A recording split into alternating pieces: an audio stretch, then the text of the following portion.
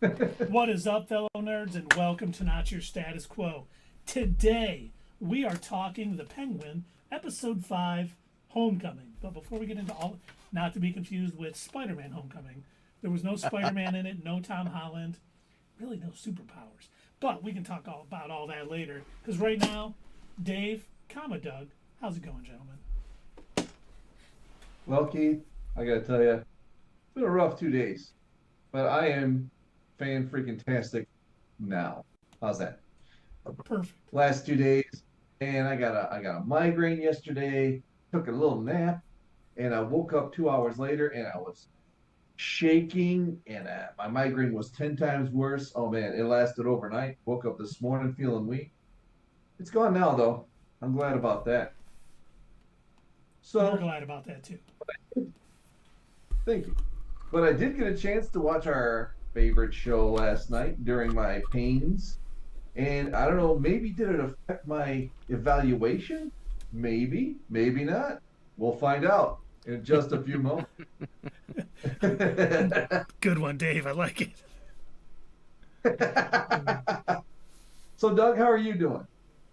Well, Dave, let me tell you, I am outstanding. Um, Thankfully, so weirdly enough, I also had a migraine yesterday, but it didn't last very long. It did like it started going down the back of my neck, and I was like, "Uh-oh, this is bad." Start, taking some painkillers now. Go lay down, get in the dark, blanket over the face kind of thing. Thankfully, it went away. It didn't last for very long, so I am sorry that you had to deal with that. Migraines suck, They but do. I was migraine free while I watched the episode last night. I enjoyed it. I can't wait to talk about it with you fine gentlemen. In fact, I love hanging out with you fine folks here on Monday to talk about our favorite shows. And you know what? I get to hang out with the two of you in person this Thursday. That's right. For the cinematic masterpiece that is going to be Venom: The Last Stand. Last Dance? Yeah, what did I say? Oh my God, The Last It's the Stand. Last Stand. Let's stand. Yeah, we'll go You back tried to give it a X-Men better days. title. I'm trying to name But it you know, X-Men 3: The Last Stand, Right. Venom: The Last Oh Stand. God, is that better or worse? I don't. We'll Well, find you out. know, We will find out this Thursday. the first two But Venom movies were entertaining. So that's all I'm hoping for here. yeah, sure. They're all right. They're fine. Yeah. But Keith, sir, how are you? Gentlemen, I am tremendous. Much like Doug, I thoroughly I got the kids to bed. They were fighting it. I swear they know. It's Sunday night. Dad's favorite show is on.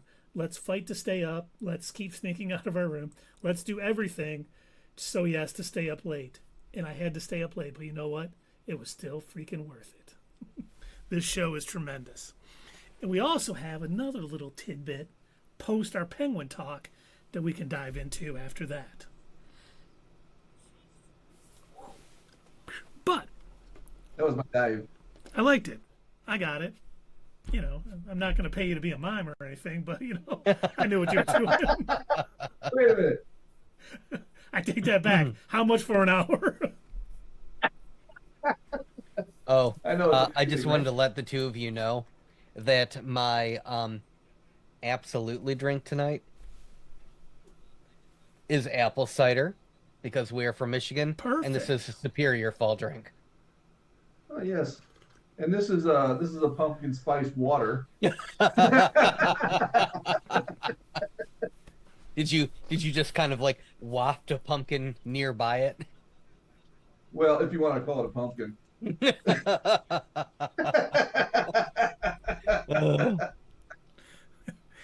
And Sierra says apple cider sounds so good. Yes. Oh, it is. There is a place nearby us. It's called Parmeters or Parmenters. I don't know. I always mispronounce it. Harbinger of sorrow. Sure. But yeah, No. they make the best cider donuts, the best apple cider. So good. I love it. I'm not a big donut fan, but I will definitely always have one at the cider mill. So And you good. know what? The all the bees chasing after you, worth it. That's how you burn off the calories from the donut. Right, yeah, exactly. But let's talk the Penguin. Episode 5, after what I still consider to be one of the finest hours of television ever created. You know, I was worried about it dropping off a bit, and it did, but not a lot. I mean, this episode, much like the one before it, I was glued to the set. I mean, it starts out, and, you know,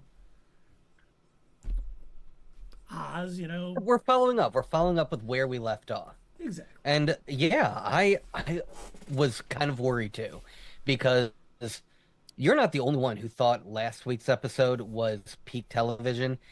Like, the internet was exploding about how good this is. People are already saying this needs to earn awards. The ongoing joke is that the actress playing Sofia Falcone is carrying the entire series. Now, I think this is a bit of an overstatement. I think all of the actors and actresses are doing a phenomenal job.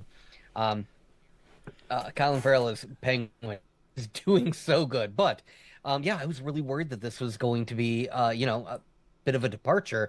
And while it's very difficult, like, you can't say that it's as good as last week's, it was still good TV. I enjoyed it. I mean, you could say that. You'd be wrong. Yep. But you could say that. But we actually started to get a little bit, in my opinion, of the supervillain Penguin starting to show up here. When he, like, as soon as he showed up with the kid, we're kind of jumping to the middle this time just because, you know, he shows up with the kid soaking wet. I'm like, that's gasoline. I knew it. You already knew. And I was like, oh my God. I'm like, but I only thought, well, I did. I was like, okay, if they double cross him, that's his, you know, way out. And of course they did double cross him, and he lit it. He didn't just do it. He like sat and watched and kind of enjoyed it. Like, he was just standing there. Like, he said, flame on. Yeah. Then Chris Evans came in and was bad-mouthing Cassandra Nova. But you could almost see him getting a bit more violent. Getting excited. Yeah, like, he was like into it. Enjoying it. Instead of like, hey, you know, we got to do this. This is what, you know, we have to do. I was like, wow, okay, he's enjoying it. And then to cap off that, when Salvatore Maroni, you know, Clancy Brown, our Stan, you know, called him to be like, nice try, Oz, you know, but now I'm out. Thanks for the keys. I'm now out of prison. He's like, hey, call your wife, see if she answers. I was like, yeah. I know, that was so dark, dude. Yeah, that was a nice touch. And the whole Vidi thing, the way, you know, she's gonna leave Vidi alive. And, you know, I don't want to jump far a little 3/4 down into the show. But you're going to anyway. You don't want to, but yeah, you're going I'm going to anyway. They're in the meeting, and, you know, I was thinking, all right, he talked her into it. He got cleaned up. He's there in the meeting, and she's going to let him participate. I honestly thought that. But the first word of dissent from him, she just blows his head off. And do you think that if he hadn't dissented, she would have left him alive? I think he was there for a stake. I don't. I think she got what she wanted from him, the money, yes, which she threw out on the table, and that's all she needed.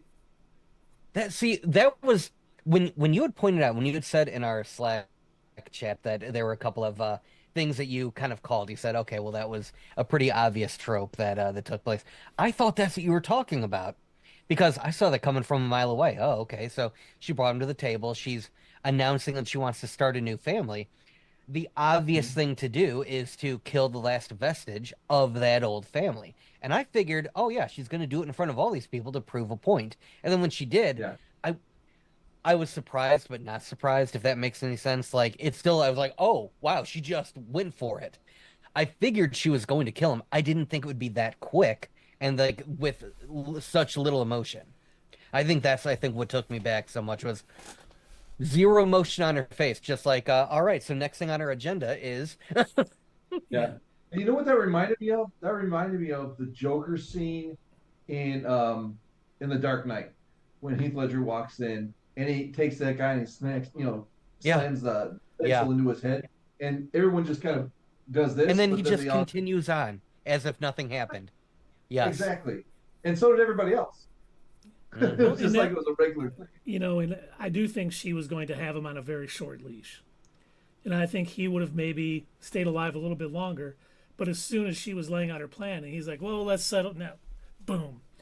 Now, what we're going to do is we're going to order some bagels. And we need cream cheese. Right. I was like, and then I was like, okay, she's throwing the money right into the blood.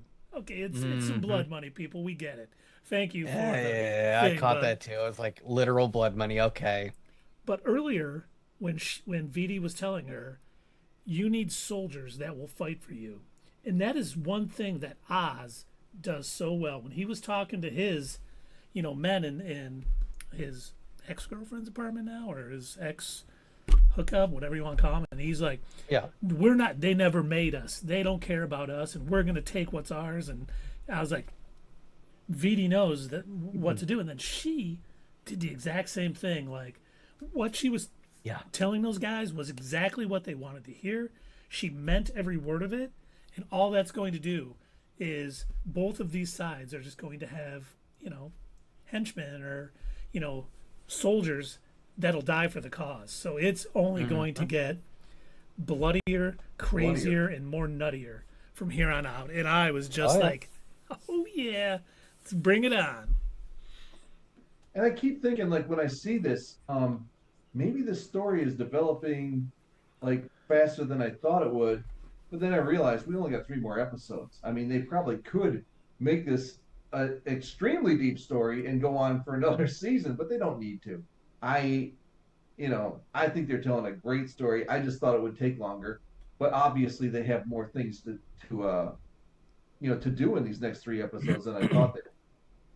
I think a lot's going to happen, and somehow he's going to end up on top. Now, do you think Sophia Falcone will live? No. I do. No. The only way he ends up on top is if she's dead or she's back in the nut house. See, I disagree because we've seen other Batman stories, and I know that this is just set in the world of Batman. We're not dealing with him, but we know that in Gotham, in all of the stories, somehow all of these psychopaths are all living in the same city.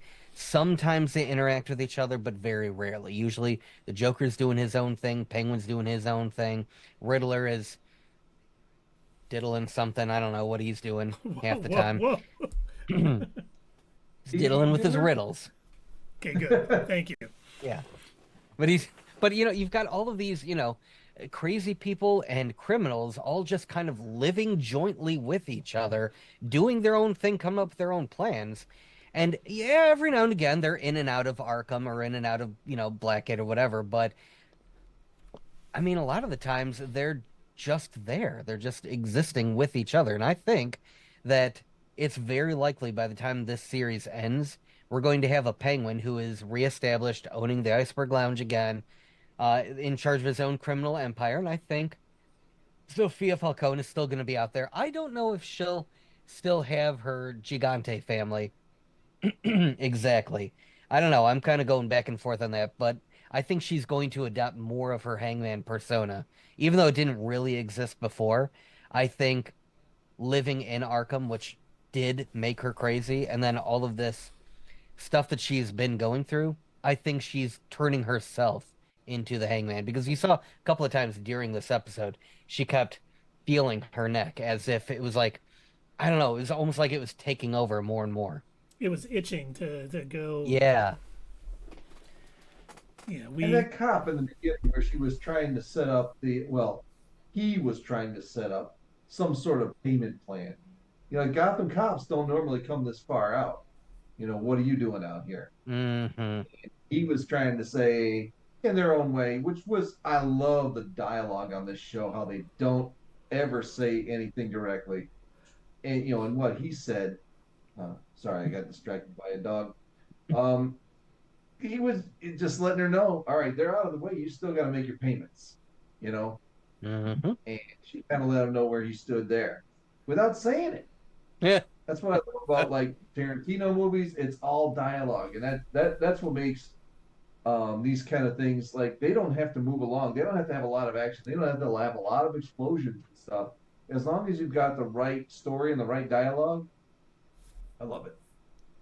I mean, think how tense Combined that with the final. I'd say combined, the dialogue is good, but combined with the right body language too, or the right scene. Because you can do the Zack Snyder style of dialogue vomit, where you're just telling the story to people, or you can phrase it in such a way while setting the scene, using your surroundings, all of the set pieces, your body language, hinting towards things. And I think that's far more effective, like what they're doing in this show. Like a Mandalorian type thing, because you can't see what he's thinking, but the guy inside the suit expresses it so well. I know it's not Pedro, but the dude, you can see what he's thinking, and he doesn't have to. You don't even have to see his face. Yeah. So I get what you're saying. I don't want to cut off Keith. Sound like you look like you want to say. I was going to say something, now I forgot. Oh. Well, we were talking about the cop coming over, sort of implying that he was still expecting to get paid. Oh, no, I know what I was talking about with the dialogue and stuff. Like how tense the scene was between Sal Maroni and Sophia at the end. Like, there was so much tension between those two. You didn't have to have action-packed scene. You know, her having a gun and then send it down like, I'm not here to kill you. But, man, there was so much. It's like, let's get Oz. You know, this is what we need to do and stuff. I thought Clancy Brown and I forget the lady's name who plays Sophia. Cristin Milioti. Milioti were both fantastic in that scene, and it just set the stage. As soon as that was over, I was like, "Oh, Oz, you keep making these mistakes, and I know you're gonna get your way out of it, but wow," because he had a rough episode this time. I mean, not only when he went over to his girl's house, and she was basically like, "I'll just hold you down," yeah, basically, we're done. But I'm saying it nicely, so you won't go too crazy. But when his mom rejected him, when she was like, "You can't even take care of your own mother," that was the deepest wound he has probably ever gotten. That pretty much crushed him. And of course, how Oz is, even though he was devastated by that, he didn't stop. He's like, "Okay, I got to prove it to her. How do I get out of this?" And it's like, all I could think about when they went down into that trolley station was like, here's their base of operations or whatever. I'm like, I cannot wait to see this in the next Batman movie, because that is going to be so cool. Even in the rest of the season, the fact that they're setting up like this secret lair for the Penguin down below the city. I'm like, thank you, Was it guys. giving you Batman Returns was funny vibes? when the power went out, though. I thought it was great how the power went out. I laughed my ass off. Right. Sorry, Doug. What were you saying? I said it was kind of giving me Batman Returns vibes.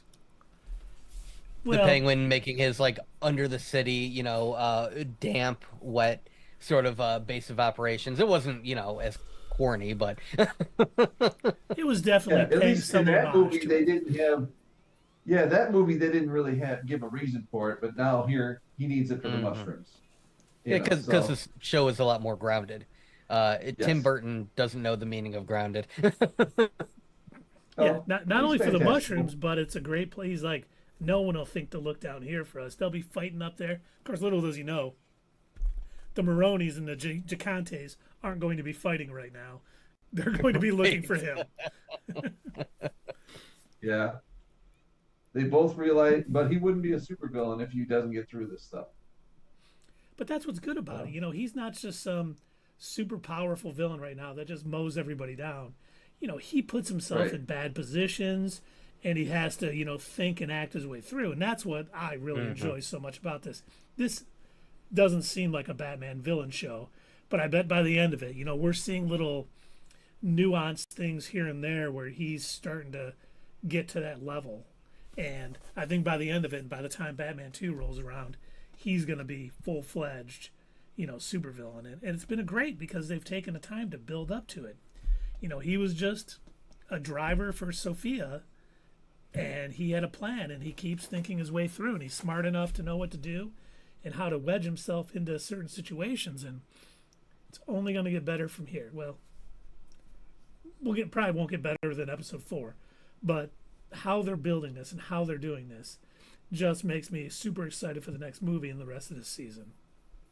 Well, it does remind me of the first episode when Sophia actually says to him, she goes, Oz, a lot of people underestimate you, but you have a way of talking yourself out of everything, and I don't underestimate you. And it's like, yeah, she's got a point. He runs himself into a ton of trouble all the time, but somehow he's always able to figure out how to get out of it. He's gonna get back up there, and I mean, that's probably the case for, if you think about it, these characters in the comics.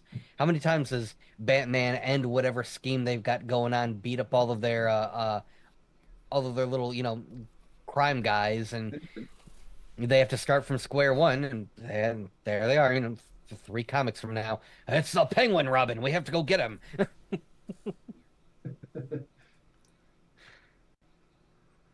But no, I have been super impressed. And one thing that I did want to mention, you kind of briefly brought it up when they went into the apartment and everything. His mother kind of pushed him away and said, "You can't even take care of your own mother."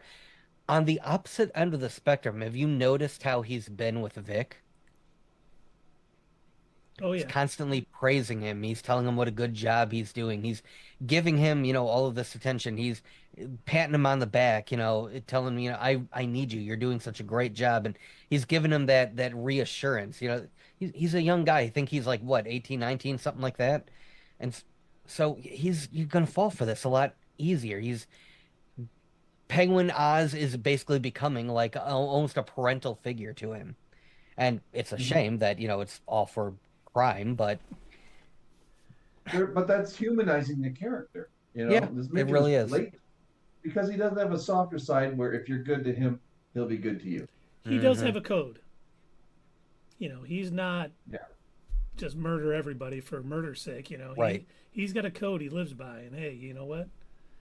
You do him right, he'll do you right. It's a thing, and unfortunately, he's done some very wrong things to some very powerful people. I mean, having Sophia an understatement and Salvatore coming after you, especially just killed your wife and son, Salvatore Maroni. He probably wasn't a nice guy prior to that, but now he's got a personal vendetta against you. So it's going to get very hot for Oz, but he's going to work his way out of it.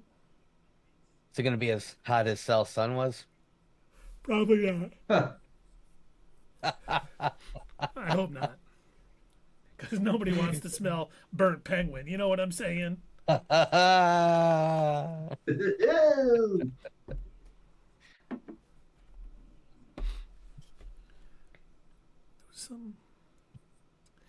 did you? One thing I noticed too, when Gia, the little girl, was taken away at the beginning of the episode, how she didn't even look back at Sophia. She knows that Sophia killed them all. And I was like, that almost is another little jab to Sophia's heart. Like, she was like, I'm going to protect this child. The child is innocent or whatever. And even the child was just like, I can't look at you, and I'm just going to, Child Protective Services, wherever they were taking her. It was Gotham. They were probably taking her to the Joker's hideout to become a new henchman or something. Right. But man, I was like, okay, young lady, do you like clowns? No. Okay. How do you feel about riddles? You like crossword puzzles? No. Do you like the cold? You like the cold? You do. You like ice skating? Perfect.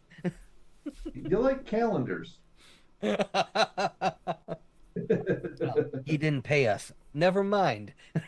Never mind. But watching how subtle... How do you feel about condiments? The condiment king, yes. We need him. But the way, how subtle it was that she wouldn't even look around and look at her, like when she was leaving. They didn't overemphasize it. It was just a nice little scene, like, and then Sophia's just like, okay, now it's time to do what I need to do. Because I was like, okay, where did she hide Vidi? And then when she goes in there, dumps just water. It's going to get awfully cold in here. And, I'm like, oh my God, she is just evil.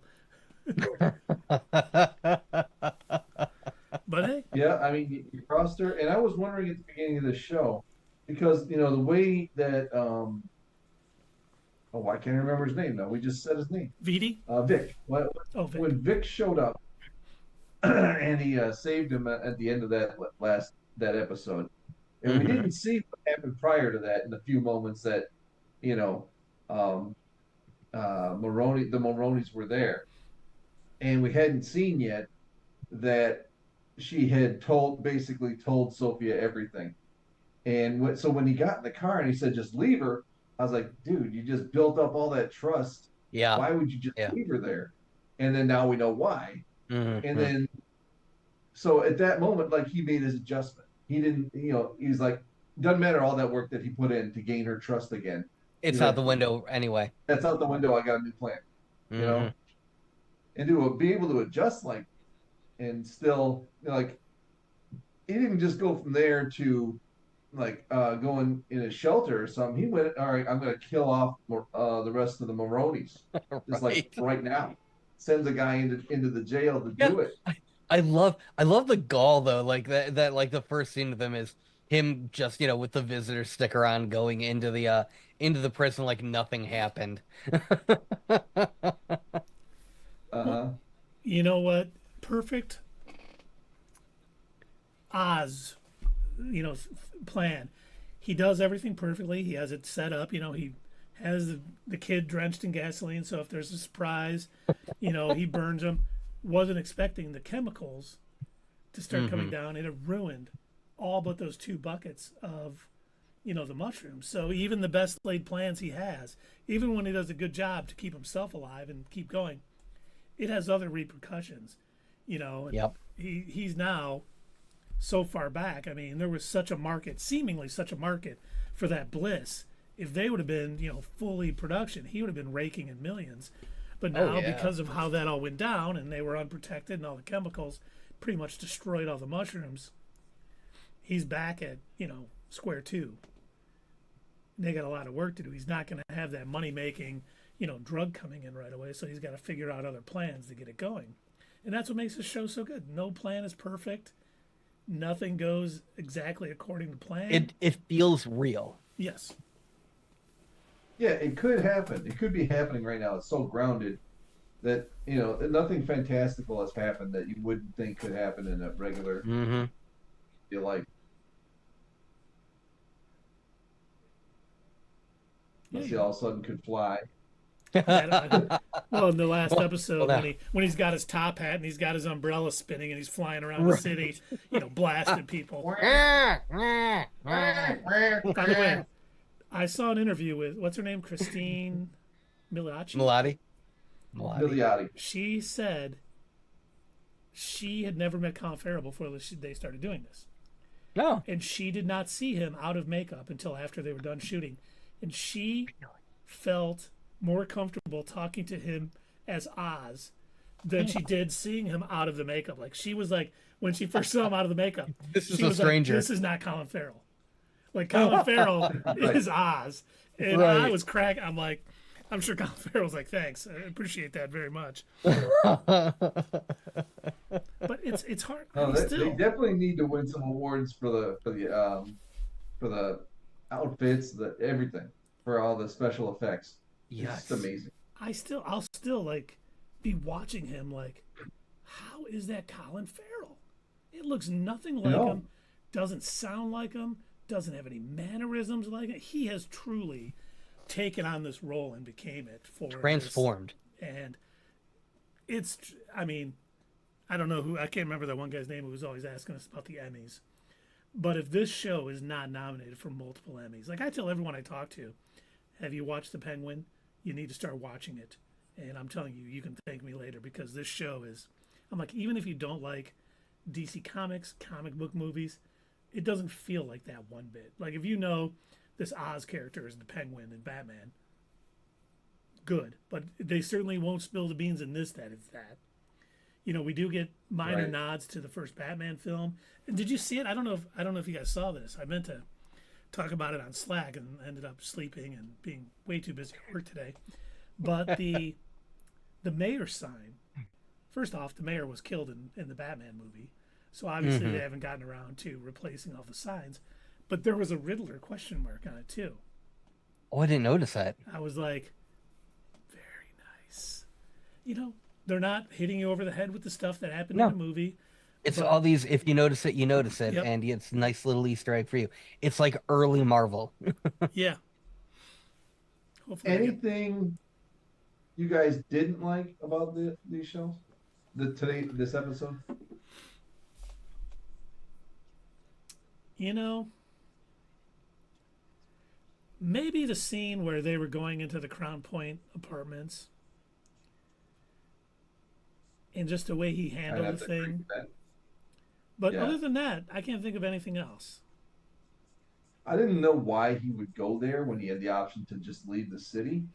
I was like, why would he go into the most dangerous place in town with his mother when he was supposed to protect her? I didn't understand that. Because it's what he knows, you know? And then the way he drove through there was not like, I'm going to hide in here. It was, I'm Oh, going to yeah. be obvious where I'm going.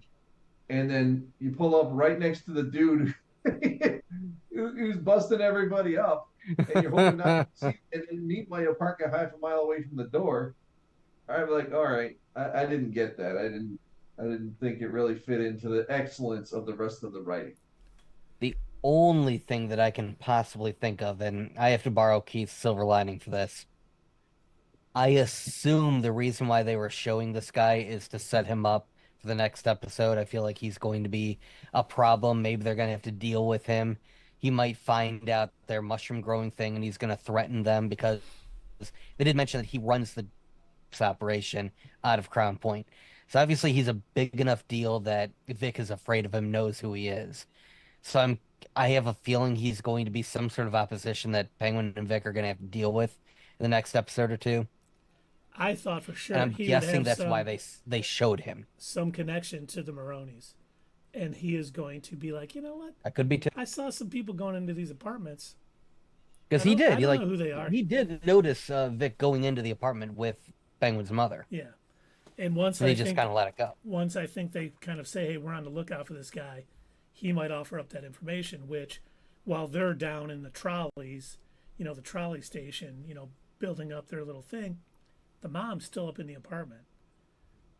So she might get taken by Squid or whatever his name was. And yeah, that's all I can think of.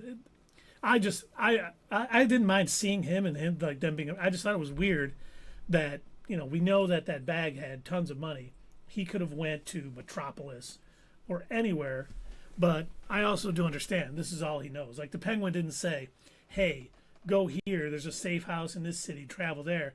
He's Is like, it? just got to get her safe. Is it easy enough to get out of the city with all the flooding? Well, Crown Point was underwater, so it's like they are getting the water. Mm-hmm. That's why it was so messy, and you could drive through there, and all the cars were just like scattered everywhere. So they must be emptying pump the water out. It wasn't like in the Dark Knight Rises, where we saw that the bridges were closed and everything. So I assume you can get out of the city because Oz was going to take her out of the city earlier in the season. Okay. But I kind of agree with you, Doug. That's what he knows. And so he's going to go where he knows best, Yeah. even if it's not the best decision. He even said this is, my friend's old apartment. I still just didn't understand why the apartment was like still so Yeah, there. that why I he had didn't get. Why he had a That was key, and like why these roaming gangs. Nobody that had have taken touched over. it. Nobody was squatting in it. Yeah, Yeah, that I don't know. but still, So the not show enough, could happen. Yeah, not enough that it ruined this episode at all for me. Right. But I did kind of like, okay, I don't know if Yeah, That's a see, little weird. That's what I meant about when I texted you guys earlier about the slight drop off. It's not. It's just a few things that weren't up to par with the rest of the show. It would be like on any other show, you'd say, "Oh, that's normal," but this show has set such a high standard that I mean, it took a slight step back with that. There was a few of the scenes that it wasn't the acting, but it was like we had talked before about the dialogue, and like that the scene that you already mentioned with Mulroney and Sophia, and where she was talking about, am I frozen? Are you guys? Oh, I think he's frozen. Yeah, he froze up. When he comes back, I'm sure he'll be telling us about the scene with Clancy Brown. Sophia and Maroney. Yes, because that was, to me, that was the best. I didn't scene have in any this issue show. with that. Oh, there he is. Dave, you're back. Am I back?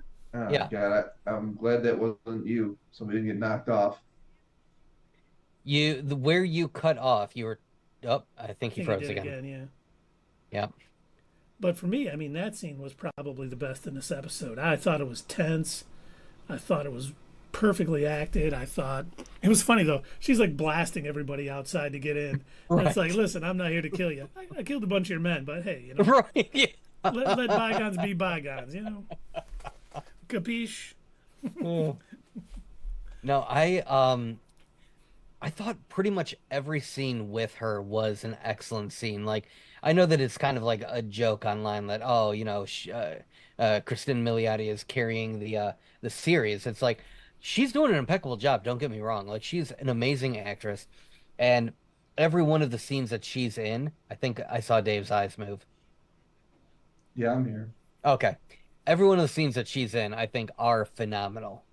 Um, and I got to say that honestly, I think her meeting with all the not made men. What do you call them? I guess They were like the henchmen or the the henchmen. There you go. Yeah, foot I guess soldiers. her meeting with the henchmen, the foot soldiers. I thought that was like my favorite scene. I know that it's like, you know what's gonna happen, like you see it coming from a mile away, but I still loved it, and it lived up to my expectations. But when she comes walking out wearing, the fur jacket just kind of like draped over her, I was like, oh, it's kind of like she's putting together her hangman gigante, costume or whatever.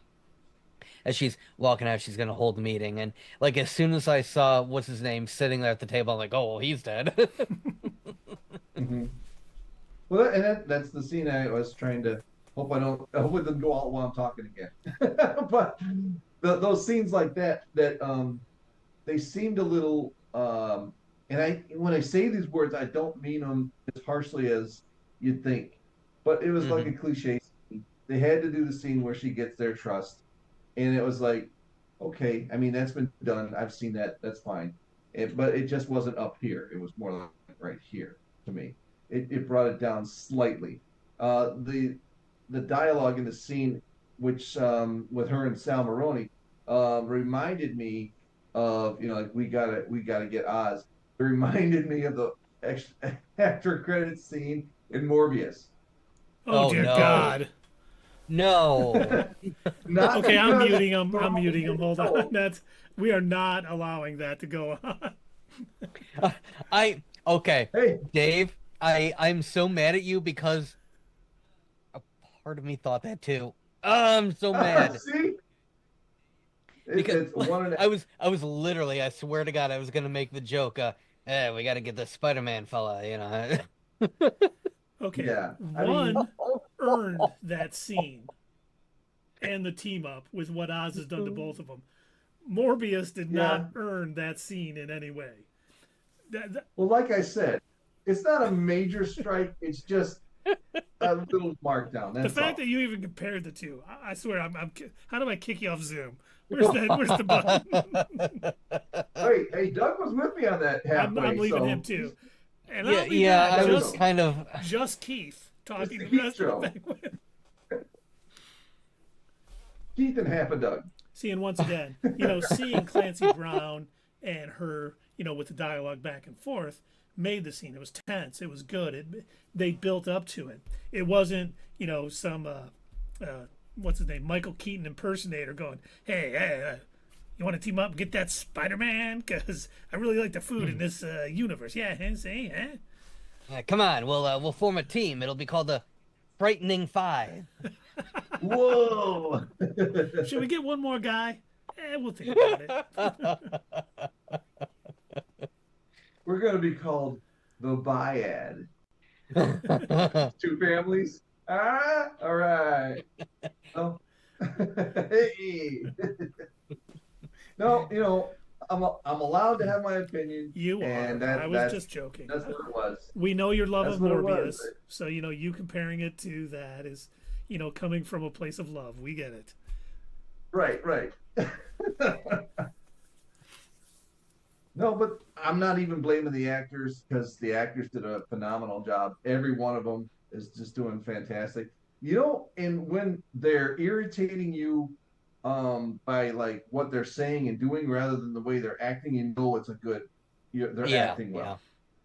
Like even with Vic, when he stutters sometimes and he has a hard time getting it out, I'm sitting here thinking, just say it, man, just say it. Yeah, spit it out. And that's just good acting. Today, Junior. Oh, Yeah. no. No, we're gonna get canceled. And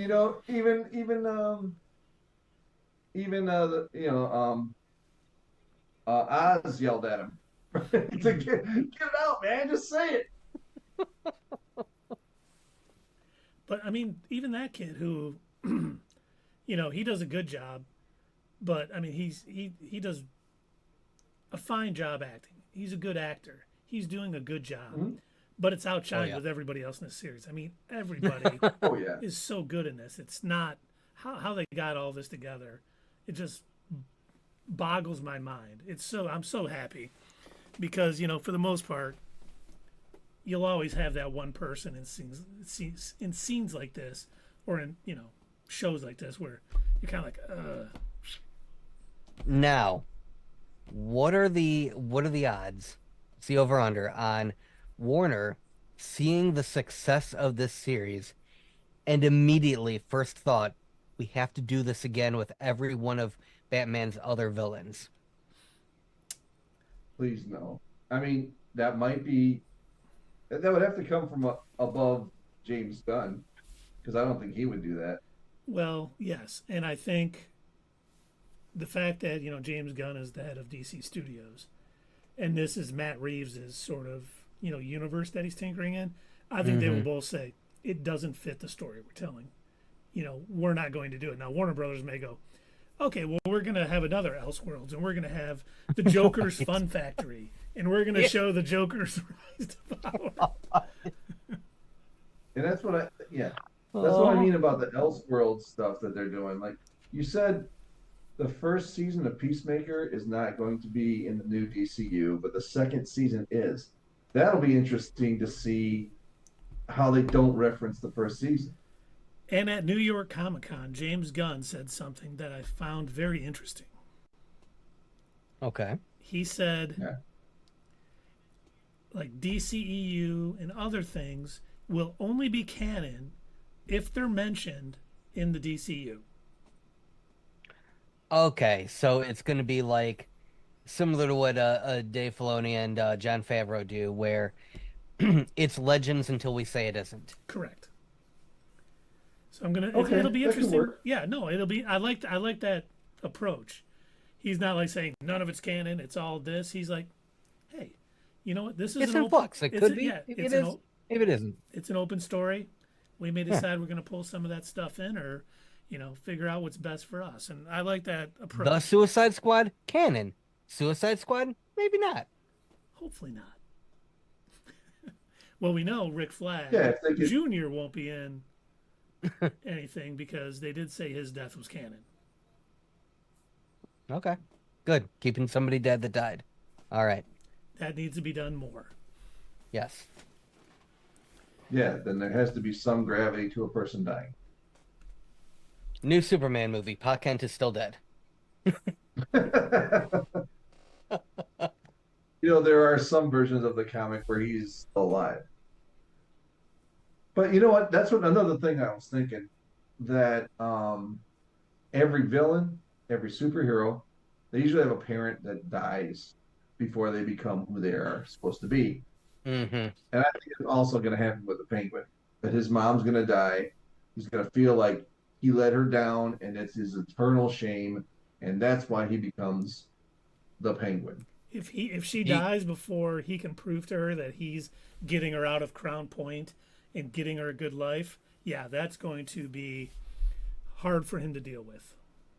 I think it's going to be that, but I also think there's going to be one more thing that ends up happening because I think what the combining factor with Batman and all of his villains is that, whole one bad day element. Bruce Wayne had a bad day, decided that he was going to dedicate his life to being a vigilante crime fighter. Joker had a Wait, bad day, wait. went crazy. What bad day did Bruce Wayne have? Oh, there's Were there something involved with pearls? pearls flying, and I I've don't know. never. Let me turn on any Batman media or Batman related media, and I'm sure I can show it to I you. was gonna say I've never seen that scene, or I don't Really? know Okay. what you're talking about. Well, let me bring up Some alley. season 2 of Harley Quinn episode. They're gonna be in some alley, and it's gonna get weird. But no, I think Penguin is also going to, like, he's had a couple of rough days, but I think it's going to be a combination. I'm betting his mom is probably going to die, maybe by some sort of accident, maybe in a raid with the police or something. But I also think Vic is going to finally turn on him. I think Vic is going to see something. I mean, he's going to see Penguin do something that is crossing his own moral line. Like, he's seen him do a lot of terrible things, but I think he's going to end up taking something one step further than even Vic is comfortable with, and I think he's going to leave him. And that's what's going to push Oz over the edge. See, I think that's good. I also think Vic might die, much like his mother. At Like either or, yeah. either one is going to feel like the end or a betrayal, sort of, for the Yes, Penguins. yes. So, I think both of them dying, or the mother dying, and Vic turning against him. Saying that's not what I am, because we have seen Hmm. the Penguins start getting a little more vicious and a little Yeah, more, yeah. like violence. I don't even know. How the can right he be word. more vicious than the first day you meet somebody and he's gonna put He you in a shoots at grave? you. But he Yeah, was so nice he's gonna about put it. you. Right. He's gonna bury him in the ground, and you're like, you understand? That's my next move. It's got to be my next move. How can you get more vicious than that? Hey, kid, why don't you look at that sunset there? It's Because when he a was nice sunset. when he was going to do that, there was no like joy in his eye. When he was watching them people burn, he looked like he was enjoying it. Yeah, he did. Killing someone Oh, because you got to you got to tie up loose ends. That's just being a good mobster. You burning people alive and sitting and watching it for a little too long is starting to cross that line. like they were fully ashes, and he was like, "Oh wait, I should check on my mushrooms." Oh yeah, that's what I'm here for. Right. That isn't what I'm here for, right? Well, should Oh, we man. rate this episode, gentlemen? I think so. We can. I'll start. Just stick with tradition. For the Okay. reasons I mentioned earlier, like I said, with those scenes, um, it only slightly knocks it off for me because, well, you can't go. It's hard to keep up the perfection after last week's episode. So there is going to be a little step back, and I thought it did a little bit more than a slight step back with those scenes I mentioned, and it wasn't that. It seemed like they were just still, I don't know how to say it, repeating a certain theme when they just had her come in with the mink coat or and then she was, her makeup was done in a certain way to show. I know she did it in a certain way to show that, hey, I'm in charge now and I'm going to be as goofy as I want to be. I'm going to wear my makeup the way I want. I'm going to fucking be a loose cannon. Whoops, sorry. Tip jar. Where's that? I'm going to be a loose cannon because I'm going to kill this guy right in front of me and not even think about it and don't think I wouldn't do that to you guys. Right? And she just got done telling them that they were, they were just cogs in the machine and they're going to make their own lives from here on out. And right now you're nothing. So, I didn't like the scenes. I knew they had to happen. I mean, not to say I didn't like them, but I thought that they'd just been done before. And so it was a slight knockoff for me.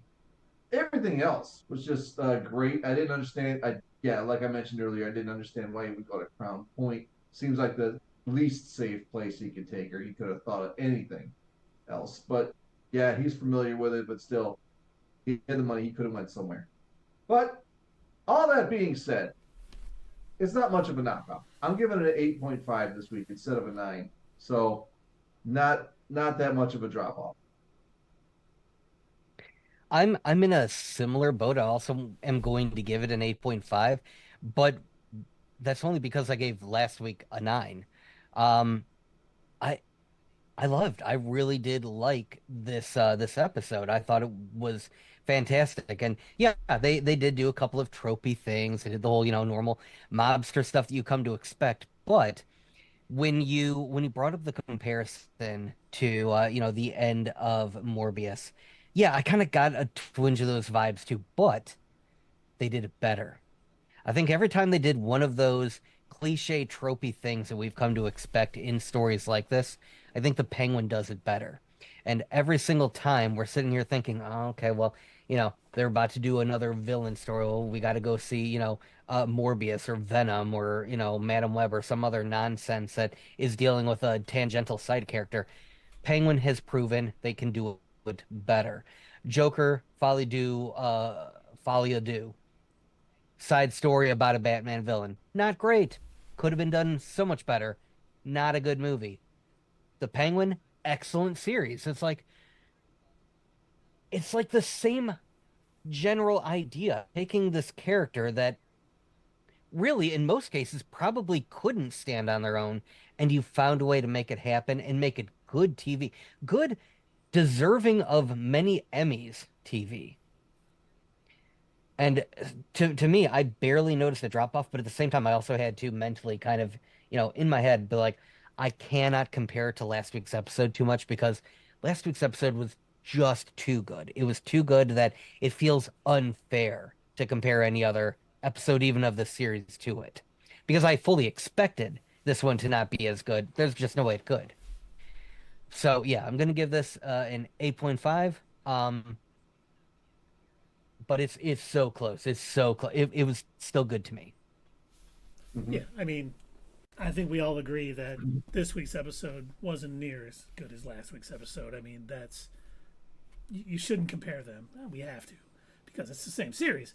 But, the things that you guys looked at and thought were cliched or tropey, I didn't see it that way at all. I mean, they've been done before, but these were so well executed and so well acted. They stood above it. It was things that had to be done to push the story forward. Things that Oz have done to both Sophia and Salvatore would, of course, push them together. So seeing them working together, makes sense for how the show's been written. Vic taking his mother to Crown Point. Well, I didn't think that was a good decision. Characters can make bad decisions in shows, and it's not bad writing and it's not cliched. It's them making a bad decision because that's probably going to make things harder for them in the future, which will hopefully be executed well and it'll be good. And everything that happened in this, it's another episode where I'm like watching it and it's over and I haven't picked up my phone, I haven't looked at anything else, and I'm just like, how did that hour go by so fast? It's crazy to me. And that's exactly what this has done week in and week out. And it was funny because even my wife, this morning, she's like, how was your show? I'm like, it's just great. She even knows, like, I'm fired up about this because other shows we've watched for the channel, I'm like, I gotta watch Agatha tonight. Or It's like it's a job almost sometimes. Some of these shows. it is the way I say it. For this, it's like, oh, kids, it's bedtime. We're not It's a tired. treat. I don't care. You're going to bed. I'm watching the bed. And that's what this is. And for that, I'm going to give this a 9.1 repeating because while it did come down a little bit, like I gave episode 4 or 10, and I still think that it might have been low. This was still so good. I mean, this. Wait, you think giving it a 10 might have been low? Yes. On a scale of 10. On a scale of 10, might have been low. But it just keeps, everything is just everything I would want from a show like this in a grounded universe that we got in the Batman, showing this Penguin's rise to power through the mob, which we talked about last week. We have never seen, like mob stories like this in a Batman comic, movie, or anything. They're there, but they're kind of like just cannon fodder for Batman to beat the crap out of and, tell him who he is. Where we're getting, deep stories for all these characters and stuff going on and, lore for the entire universe. every time it ends, I just think I cannot wait for next Sunday night because, I even skip watching the Sunday night football game to watch this. And I think we all know how much I love football. So I'm sure if the Packers were on, I might not. But yeah, I mean, this show can do no wrong right now. Now we got 3 more episodes, and I hope they don't, I hope they end it well. I hope, everything that was written kind of has an excellent ending and it leads into the Batman 2, or it doesn't. Who knows? The entire city may just be blown up at the end with all the criminals, and there won't be any more. Cause, I think they do a good job. Can I make a prediction for the last episode? Of course. All right, so I can already hear you guys saying no. There's no way they're gonna do that. I think last episode, final scene, we're going to see Oz just sitting there after, losing everything again. He's going to have to build everything back up. Maybe Vic has died or turned on him. Whatever. Something has happened where he's sitting in that tunnel where the trolley was, and he's surrounded by like dead mushrooms, and he's trying to figure out what his next move is going to be. And all we see is just a silhouette. We don't see the man himself, but we still see a silhouette. And we just hear Oz say, "Ah, shit, here we go." And because we know that he's in for a pounding, we know he's in for a beating, and you know what, it just, and then it cuts to black. But I don't think they're going to show him. I think we're just going to see a silhouette, and it's going to infer. What if he has to kill Vic because he turns on him? I could see that happening too. And, we know I he just was don't going see to. Vic surviving this series. We know he was going to do it in the first episode because he had to tie up loose ends, and he didn't. Well, if Vic becomes a loose end that he can't trust with information, because Vic knows where his, secret penguin lair is. He's the only one that knows about his mom. Yep. You're right. That'd be tough. And I think that would have a very negative effect on him. Even though he knows he has to do it, like most cases, he kills and it's no big deal to him. But I think this one would have an emotional effect on him that could really make him the character we all see going wah wah wah wah wah, swallowing around. And it's funny to me. You watch Colin Farrell walk. It's an exaggerated walk, but it seems like that's just how he is. I don't look at it and go, "Oh, they're doing a penguin thing." I'm just like, he's got a club foot, and that's just how he walks, and it seems natural and just acting the hell out of this role. Yep. He's so good. You can tell that he's put effort into it. He's practiced. He isn't just reading lines off a cue card. Like, he's putting himself into this to the point where the anecdote that you told us about Cristin Milioti, like not even realizing who Colin Farrell was outside of the makeup. That's some dedication right there. It's funny. She would say, like, I'd come in and go, "Hey, how was your weekend? Did you have fun?" And they would talk, and him all in his do you think Oz he makeup? talked to her in the Oz accent as well? I hope he did. She didn't say he did, but God, I hope he did. I hope he did too. Hey, what's going on here? It was a pretty good weekend. Hey, kid. He's doing this part so much better than he did Bullseye. Thank God Tundra Walker's not on here because he would start arguing. Once again, he's got the script to really dig into and make it. The Bullseye script wasn't so good. I think he's like, "How much you gonna pay me to do it?" "Yeah, I'll do that. That sounds cool." Oh man, I'm just starting out. Speaking of Bullseye, I forgot that he was in Daredevil. Speaking of, let's get into tangent time for a quick moment, just to. Bullseye. Speaking of Bullseye. As we know, New York City Comic Con was this weekend, and obviously Marvel had a panel. They didn't show, no trailers released, nothing like that. But they did release the synopsis for Daredevil Born Again, which no surprises there. The surprise came, they had like the cast. Okay. And Wilson Bethel, who played Bullseye, was not on it. Oh. That's from season 3? Yes. Now we had seen him filming with Daredevil. There was some shots. So I don't know if Like he got part of the rework of it, but I thought he was on after they did all the reworking. It may just be they want to surprise people with it. You know, they don't always release the entire full cast. But I saw that and I was like, I hope they didn't cut him, because Bullseye was tremendous in the third season of Daredevil. That was the best rendition of Daredevil or of Bullseye we've gotten in anything. Sorry, Colin Farrell, you're the best Penguin, but you certainly were not the best Bullseye. Yeah, like Ben Affleck was the best Daredevil. Oh, and Nysith's out there. Welcome, Nysith. Always good to have you. Now, are you guys ready for our other little treat? Sure. We can go on a tangent time and go back to the, get out of the Penguin. Yeah, I did. Don't tell me. Oh, what we to did? do. Yeah. Don't tell me what you didn't do. You'll see it. It's DC Studios is coming. We're a little behind. We're ahead, Dave. The stream is a few seconds behind. It says 1 second, but see now the DC Studios thing is up there. So, Right. as I've said a few times now, the New York City Comic Con was this weekend, and part of that was a panel for Creature Commandos, which is coming out in December. I think December 4th? I don't remember now. But they dropped a new trailer. So do you gentlemen want to watch this new trailer for Creature Commandos together? Oh, Are we sure. going Why to be not? demonetized? Oh, we're totally getting demonetized. Other than that, yes. Yellow I would. flag. You found yourself. No, just to break it up, so we don't get hit with any copyright strike. I mean, let's talk about that scene. I mean, we've talked about how grounded, the Batman is, the Penguin series.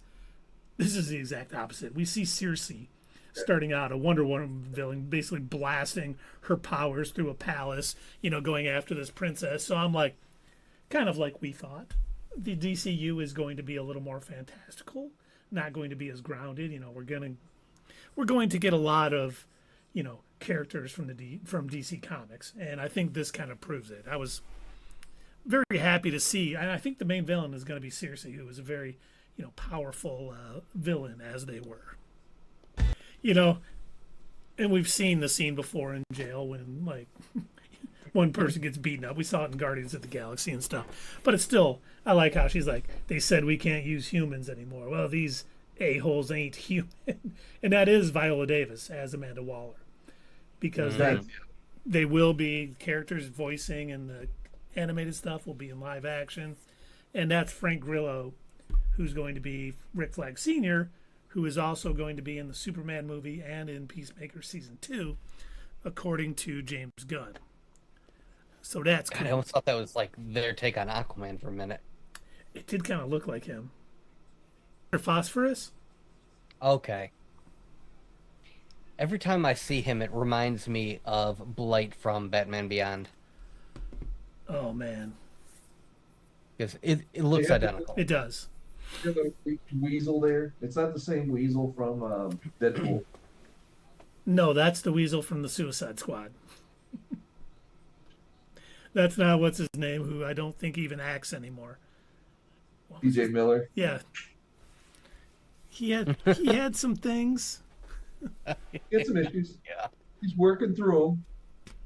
Like how they just went through, because probably 90% of people who are going to watch his show have never heard of any of those characters. So it was nice they kind of introduced everybody. I mean, everyone can figure out the Bride is kind of, the Bride of Frankenstein. I'm just glad they added G.I. Robot. That is such a goofy character, and reminds me so much, of the robot from Doom Patrol. Yes, I was thinking the same thing. This has James Gunn written all over it. He's so good at taking these goofy characters that you otherwise would never see in a movie or whatever, and he's like, yeah, no, I'm gonna make it work. I made Guardians work. I made Polka Dot Man work. I made Arm Fall Off Guy work. Was that his real name? Arm Fall Off Guy? Or was it something else? It was the Detachable Kid, is what they called him in the Suicide Squad. Yeah. But his name in the comics was Arm Fall Off Boy at first. Yeah. No, that's me. I didn't know. who the Guardians were, I and now certainly they're all, didn't. yeah. And I think it'll, it's only 7 episodes, which I thought was great because that's such an odd number of episodes to be. It's not even, but it is a prime number. So, we got that going for us.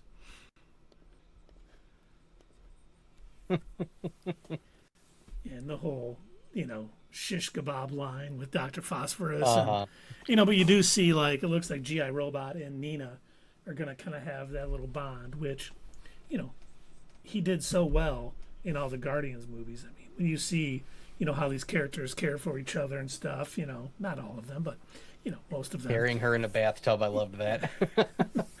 So it's going to be, high quality, we hope. I will say this, just in this preview alone, I am far more impressed with the animation style in this than I have been in some of the more recent DC animated movies. Yeah, I think James Gunn made sure that, hey, our animation style needs to be top notch. He doesn't want anyone being like, man, what did they crank that? What AI bot did they crank out that garbage with? So, yeah, I think we're going to get. Yeah. Now, did you see who that was at the very last scene right there? Clayface. No. Oh, is that who that is? Okay, I was wondering. So I saw the morphing and the moving and everything like that. I wasn't sure. Again, not to I know it's like the second time. I thought maybe that was like, oh, is that like another version of Ink from Batman Beyond? Clayface makes a lot more sense. So for those of you wondering, yes, Doug does want a live Batman Beyond. I do. I would love to see that. It was such a good series. It was funny because Attack on Show, friend of the channel, Attack on Show, thought it was Blight too, with Dr. Phosphorus. Oh. So you're not alone, sir. I didn't know that. All right.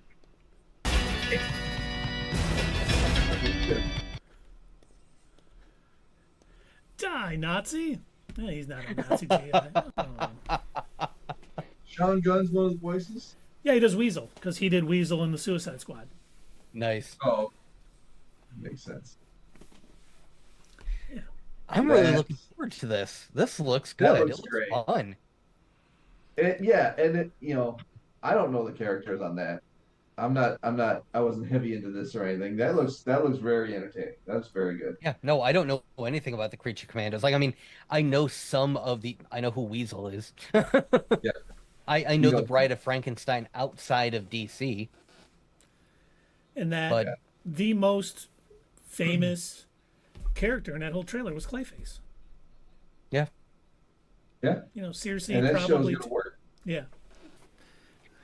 It'll be Now, interesting to see how they work in Clayface, and I'm especially, when we do see the episode, should mean that Batman has been well established at some point, and has probably faced Clayface before. So, I do like the fact that they are like, we're starting it, but there's a lot of history that we can talk about or reference to. We're not going to start at day one and be like, okay, who's ever in the first movie is the only heroes, and then we'll build up for it. They're just like, it's all out there already, and we're just going to talk about the pieces we want to talk about. Now, were there Creature Commandos comics? Yeah. Oh, yeah. Interesting. Well, maybe we'll have to do a back issue breakdown or an in focus or something. I are way ahead of you. I already have some issues picked out for a Creature Commandos back issue breakdown because Nice. It's a good thing. I think people will enjoy. James Gunn does a good job of picking out sort of the diamonds in the rough. Like he knows, hey, not everyone read these comics, but there's some really good stuff in them, especially that we can use, for his universe. So I'm excited. Oh, yeah. And plus, when they're less known, he can do what he wants with them. He can add and take away things from their character in the comics. Pretty much has free reign at that point. Yeah, much like he changed Star-Lord quite a bit from his comic book character for Guardians, he can definitely do that, and people won't be like, wait a minute, G.I. Robot wasn't like that. That's not... Right. He knows not to mess with the canon of well-established characters, like maybe having, I don't know, let's just pick one, Pa Kent tell, his son, don't save a bus full of kids, or, don't save me from a tornado, because we don't want anyone knowing, you're Superman.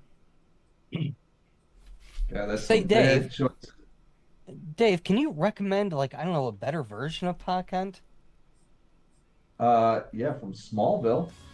Anybody watch Smallville? Now, did young Clark, was he faced with a decision where he had to potentially save a bunch of kids or something? Oh, constantly Huh. saving. And what did Pa Kent in Smallville think about that? He beat him Well- every time he did it. Yeah, he beat him mercilessly with a cow. A kryptonite cow. Oh Lord! Wow. You really got to see it, Doug. I mean, it's hard to explain Yeah. what happened on that show. It's worth a watch. Boy, that got dark. By the way, not to spoil Smallville for people, but he died in the 100th episode. I didn't know that. Yep, that was the big event of that 100th episode. I remember the episode. I just didn't know. It was But now, was it while he was in a tornado telling Clark not to save him? No, but he was near a barn. So and a lot of the casting on Smallville was really top notch. I mean, we've talked about it before. Michael Rosenbaum was, if not the best Lex Luthor, he was the best Lex Luthor. And Yeah. while Tom Welling really didn't, wasn't the greatest Clark Kent ever, he still did a good job. Kristen Kruk was really good as Lana Lang. What's his name, who played Luthor? Erica Durance. Yep, she was great. Lois. You talking about John Glover? Yeah, John he was a Glover. great Lionel Luthor. Yes, he was excellent. The way he effortlessly manipulated his son and everyone around him, just that kind of acting is like top notch. I just hope Too bad that they had one recruiting him into a sex cult. yeah.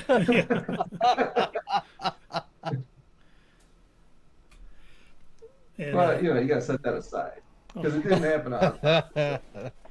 and Brad Williams said cool on the YouTube chat. Thanks, Brad. I don't know if you're talking about Creature Commandos or just the hosts of this wonderful podcast. We appreciate Obviously, the hosts. We're very cool.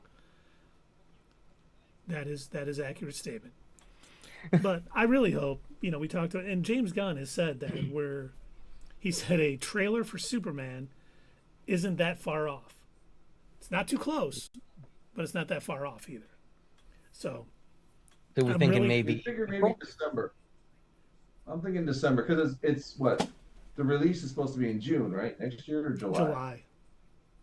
July. So maybe December, January. We'll get a February. preview. February Super Bowl preview. Yeah, That would be awesome. I could see that. Big American character, big American sports ball game. Well, Metropolis was really supposed to be Toronto.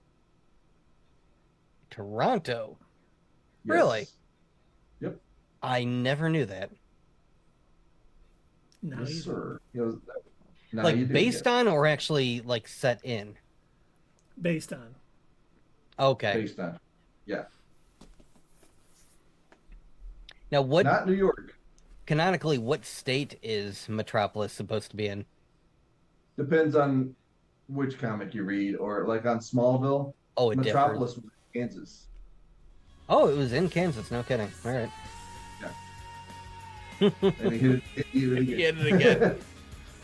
And reason why- Gotham, interestingly enough, on Smallville, was supposed to be 3 hours from Metropolis, Yeah. which is nuts because that doesn't put Gotham in New York. Well, So I don't in know the what- comics, Gotham has almost always been in Jersey. Jersey. Yep. You from Jersey?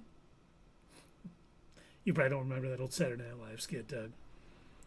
No. I can't remember the dude's name who Okay. played him. I have to look it up after this. But yeah, we got some good stuff heading our way. Actually, in December, because we all know for those of you playing the home game, Thursday we will be seeing Venom: The Last Dance, not The Last Stand, as some sucker MC called it earlier. I won't say who. And then we'll be talking, obviously, the Agatha and Penguin next Monday night. And then once all this wraps up, we really don't have much to do until December when we get the Skeleton Crew and Creature Commandos. So we will be diving back into our anime for beginners here coming up soon also. So we do got a lot going on. So we hope everyone comes back and chats us up and does all the fun things that we like to do. I kind of want to subject you to the Death Note movie. The live one I on don't know. Netflix? Yeah. You know, Yeah, you told us about that. I don't know if I want to do that. Oh, it's so bad. It's terrible. I keep going back and But it's forth got on one- whether I should watch it or not because I'm like, it's not going to hurt my, love of the show. And I'll probably get some laughs. No, it'll out of make it. you appreciate the show more, if anything. Good. And it's got Willem Dafoe in it. It does. He's like the only good part about it. William Yeah. Dafoe. I knew he'd say that. Keith, Did You're not going to win this one. I'm sorry. I don't win any of them, did so it's Clancy fine. Brown? I got into a discussion on Instagram of all places Yeah. about the best Lex Luthor, and obviously the consensus was Michael Rosenbaum. But what was one of the people said that Clancy Brown Oh, had yeah. played Lex Luthor. In The an voice. animated series, yeah. Yes. In the comic? And he did Okay, a that's phenomenal good. job voicing Lex. Of course he did. We do stand Clancy Brown. Yeah, he was great. Mm-hmm. Okay. Yeah, he did it. He did it in the Superman animated series. He did it whenever Superman and Batman crossed over. Then he did it in Justice League and Justice League Unlimited, and then in a couple of the Justice League animated movies too. And I really about was hoping that they'd Farrell? bring him back for Young Justice, and they didn't, and I was disappointed. What about Giancarlo Esposito? He's a good Lex. He is a good Lex. Yeah. He is a good Lex, but Clancy Brown, there's something about just the way he was able to make Lex carry himself. Like, oh man, you felt the hate for Superman and everything he said. There's been a lot Yeah, of Clancy good, Brown, that's very good. Damn. Yeah, Doug, I was with you. I really wish I would have had Clancy Brown and Young Justice, and I really wish Young Justice would have gotten some more better seasons. Season Yeah. 2 was fantastic. Yes. Season 3 was okay. It's a little weird. You can tell that the guys have been off for a couple too many years. And then it was like, season 4 was. Did I even finish watching it? I did. I don't even know. But it was one of those ones where I was like, It dropped off. yeah, it completely fell off the rails. I was like, I remember how excited you guys were. Yeah, because Yeah, it I never- used to be such an amazing show, and everybody was clamoring for it to come back. Like, please, you've got to bring the show. You've got to renew it. And I don't know what happened. You know what's an amazing show that everyone should be watching? Kite Man. It is. It's a lot better than you'd think. especially if you liked, the Harley Quinn show, I think you would really like it. Mhm. Same sense of humor, but different enough that still. I mean, there was some very laugh out loud moments on that series. Yes. Hell yeah. Hell yeah! I'm surprised we yeah. didn't. I'm surprised we didn't review it. Oh yeah, why Well, we didn't did talk about it. but- Yeah. Every now and again, I mean- yeah, we kind of vaguely bring it up. We never did any like breakdowns or what's next or anything like that. Well, maybe we will for season 2. I mean, because did we ever do that with Harley Quinn?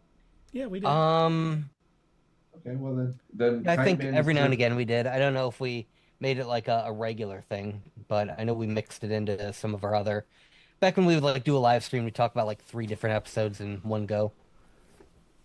I mean, Bane is just as funny on this show. He's probably funnier on Kite Man than he is on Harley.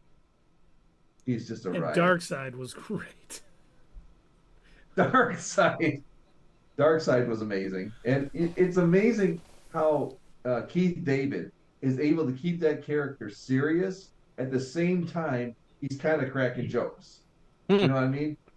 If you look at it, Darkseid isn't cracking a joke, but if you read into it, he is. Just the way he can balance that without being too far on either side is just great. Absolutely. Absolutely.